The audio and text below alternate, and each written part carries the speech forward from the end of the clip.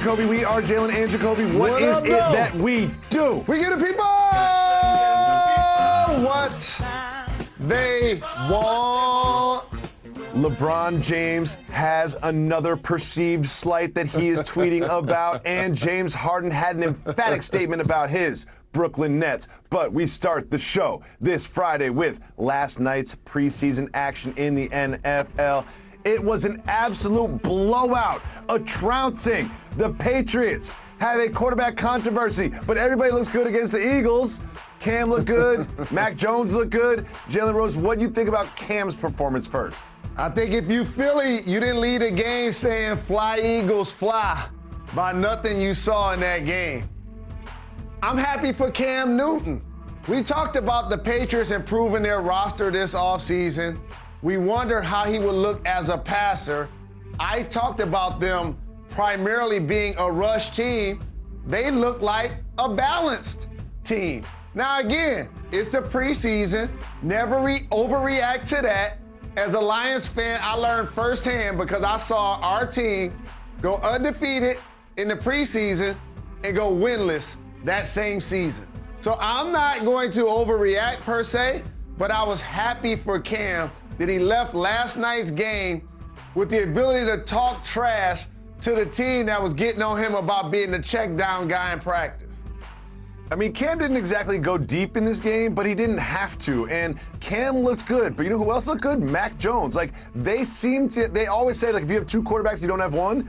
I think the Patriots might just have two quarterbacks. Like, they might just have two good quarterbacks. One rookie who they're going to develop, and then one seasoned veteran who's going to be their week one starter. This, to me, after watching last night, again, I don't want to take too much away from a preseason game, but after watching last night, this is Cam Newton's job until it's not. And I think if Cam Newton is successful and this team wins, then he will continue to be the starting quarterback for this team. However, if it goes the other way, I could see Mac Jones playing this year. But week one, this is decided, right, Jalen? This is decided. Cam Newton will be the starter.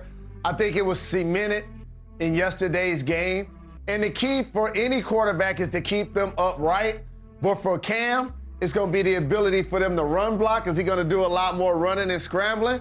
For Mac Jones, it's going to be, can they keep him clean in the pocket? So their offensive line with two different styles is going to have a lot of stress on it this year. Let's see if they're able to hold up. And we always talk about quarterbacks. That's something that we do in the media. We just talk about the quarterbacks. But the Patriots' run game, the Patriots' rushing game looked great. Again, everybody looks good against this Eagles defense. But the Patriots' run game was very successful yesterday. I think that is something that they will rely on a lot this year for their success in ways that they didn't during the Tom Brady era. Do you agree with that? Absolutely, because you said it. They had Tom Brady, the GOAT, the guy that left New England and went somewhere else to Tampa and won a Super Bowl in his first year. So things will look drastically different, and you know Belichick didn't like watching that. Tom Brady looked good, if not better, and became a champion after leaving New England. Oh man, they got out the checkbook this offseason. They're trying to make sure that they turn things around with the Pats. Well, we go from Tom Brady, the GOAT, to someone who is often debated as the GOAT, LeBron James. However, my man Tim Bontemps had a survey of scouts, and they said that Giannis is the best player in the league, that KD is the best player in the league, and no one said LeBron James is the best player in the league. So he said, thank you, as if I didn't need more to fuel me, washed king. Jalen Rose, LeBron James is really playing up the no one believes in us card this year. What do you think about his response to being not called the best player in the league? LeBron James is the superstar who not only has become a Hall of Fame all-time great player, but he did it in the social media era. And the one thing he understands how to do is own and craft his own motivation and his own narrative. And that's what he's doing right here. Just because 10 people say that he's not the best player in the league, that doesn't mean that he's washed. That just means that we're playing king of the court. And you know how this works. Giannis is the valedictorian this offseason, everybody. KD is the salutatorian. As we saw one of those guys be dominant and win finals MVP, we saw the second guy average 20 in the Olympics and bring home the gold medal. That's just how the game works when you at the court, Jacoby. I don't have to tell you. No. And yes, KD is on our minds because of Team USA and because of what he did with the Nets when everyone was injured. Giannis is on our minds because he won the championship. However, let me just remind everybody, LeBron James went to 35 straight finals. LeBron James won the championship in the bubble. LeBron James was the favorite to win MVP before Solomon Hill rolled over his ankle. LeBron James, in my mind, is not the most athletic, not the youngest, not the bounciest player, but he changes the outcome of the game. He affects the game more than anybody else, and in my mind is the best player in the NBA. But he will never tweet about that because he only likes it when people don't believe in him. And you look at the Lakers team, he tweeted many times about how the Lakers are old and how the fit's not gonna work with Russ. Look at this team, Jalen. They've got so many people headed to Springfield on this team. They could field a starting 5 of Hall of Famers on this team alone. Russ, AD, Dwight Howard, Carmelo Anthony, LeBron James. They could put a Hall of Fame starting 5 out there if they wanted to.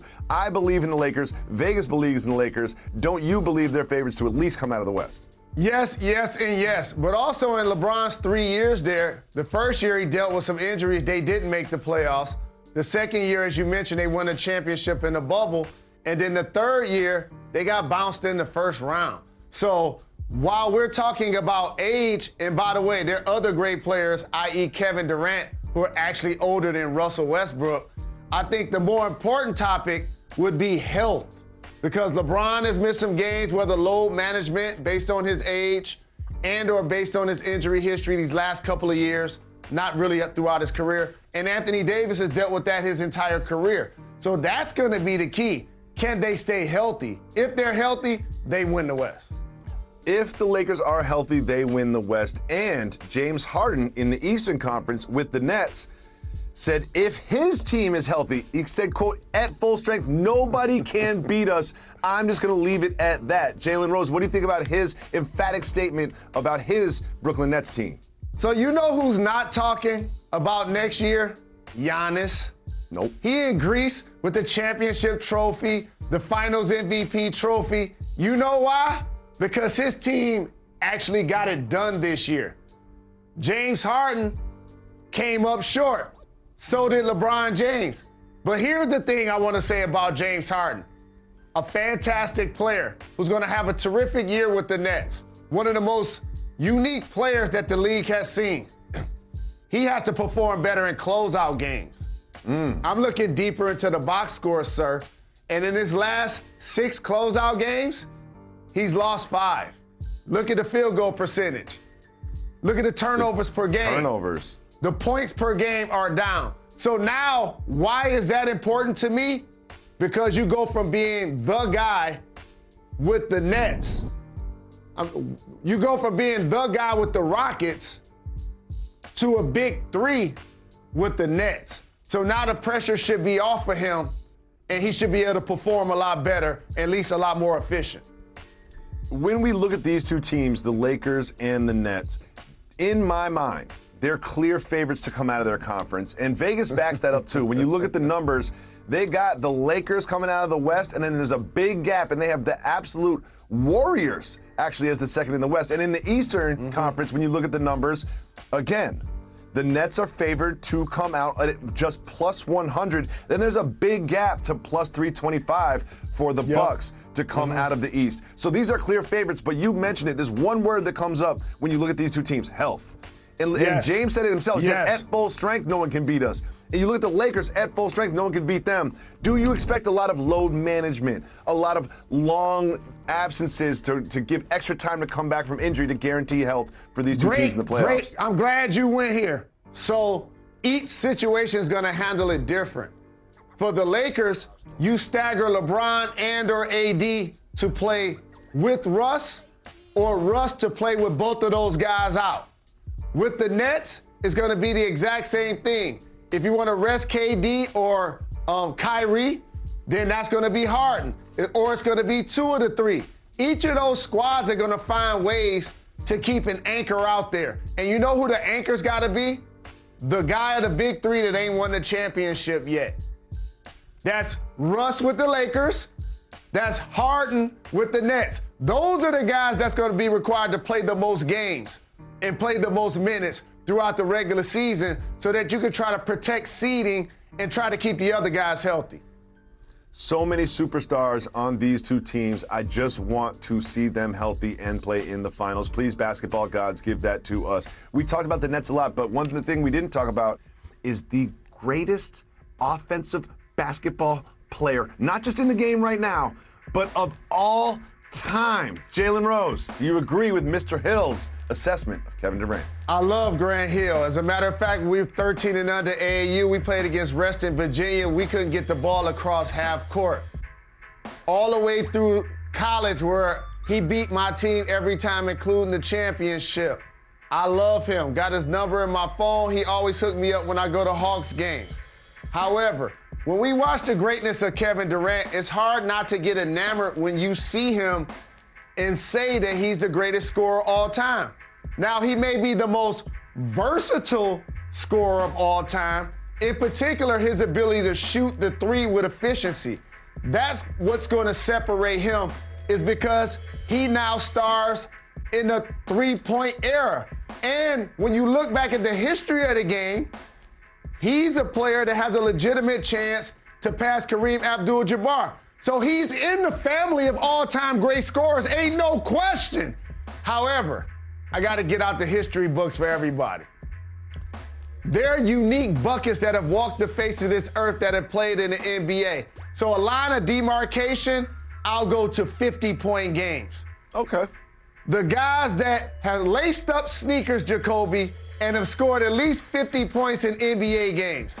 Look at Wilt Chamberlain. Does that say 118 times? 118, game high 100. Okay, so that's all of those other four combined, right? So that means he have to be in there. Look about Michael Jordan, 31 times. Why people always leave out the Black Mamba in this conversation? Do you remember that time when Black Mamba averaged like 40 for like a quarter of the season? It's like a month and a half, yeah. And another measurement of scoring title of great scores is scoring titles. Kevin Durant has 4 scoring titles. Michael Jordan has 10 scoring titles.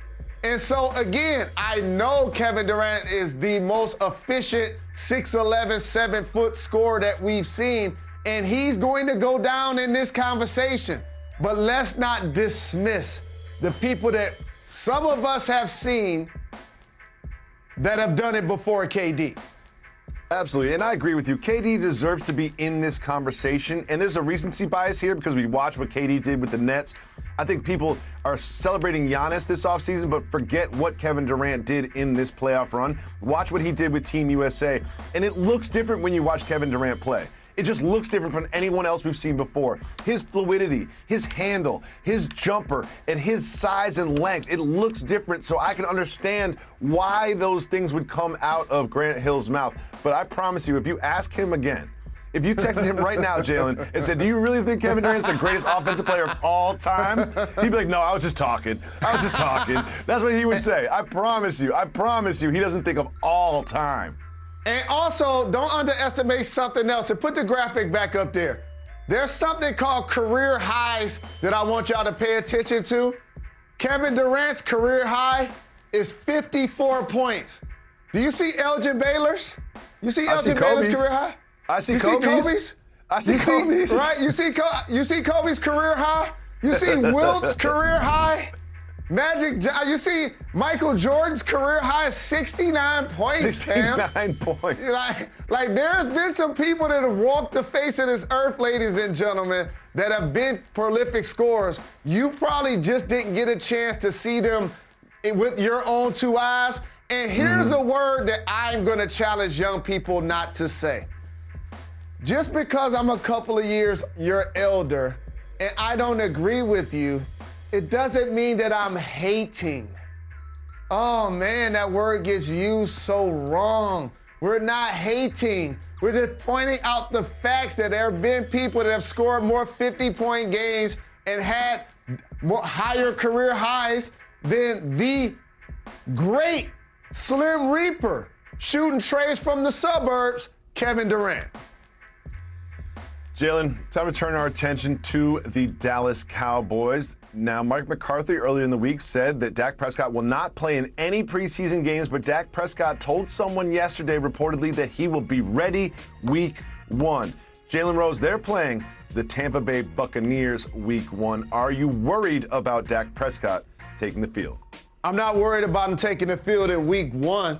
I'm just worried about a shoulder injury that's holding him out of preseason games, that's limiting his throws already in the season as the year progresses once he starts to get hit.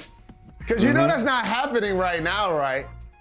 You And saw also his the jersey Tampa Bay Buccaneers defense, you're looking at these highlights, like this Buccaneers defense is no joke. And when Tom Brady takes the field, when Aaron Rodgers takes the field, when Patrick Mahomes takes the field, I don't worry about them getting injured. I don't even think about them getting injured. But however, right now with Dak Prescott, if I'm a Cowboys fan, that is something that is on my mind when Dak Prescott takes the field, especially against the Buccaneers defense. Do you think that's fair to say? Of course it's fair to say. And they return all 22.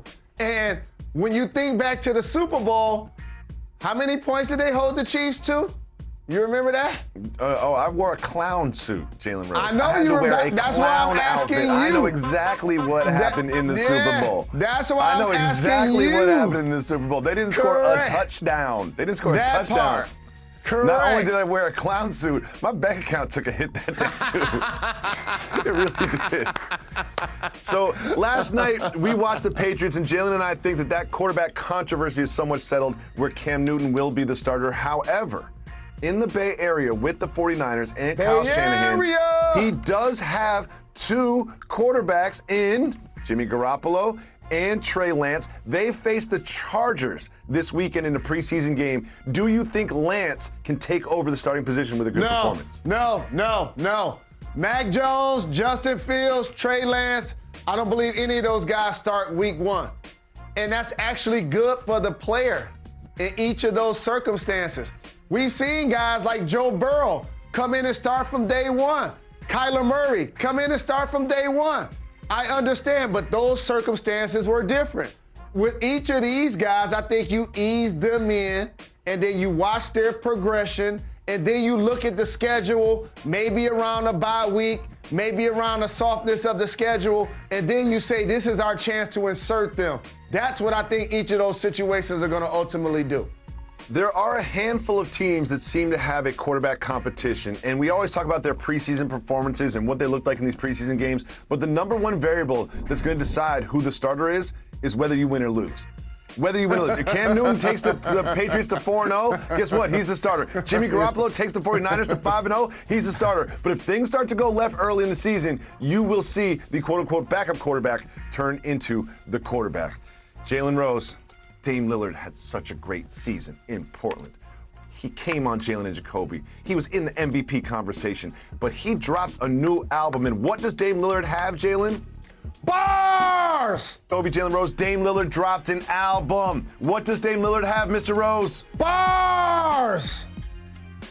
And the thing is, for those that love the Portland Trail Blazers, he's clutch too. He shoots it from the logo, but I appreciate he keep putting out quality content. And when it's time for Dame to drop a project, you know Jalen and Jacoby gonna be here to support our guy. Yep. Well, I will be in Detroit to support my guy this weekend. It is the Jalen Rose Leadership Academy golf outing, my favorite weekend of the year. Jalen, Monday's show we're doing from Detroit, from the golf course. Open enrollment, tuition-free public charter. Thank you to Tom Gores and Platinum Equity for being our sponsor. This is over 10 years for JRLA Jacoby. Over 400 current high school students, another 700 in secondary education. This is the charity that makes it to the hood. Forever grateful to my co-founder, Michael Carter, our amazing staff, our board.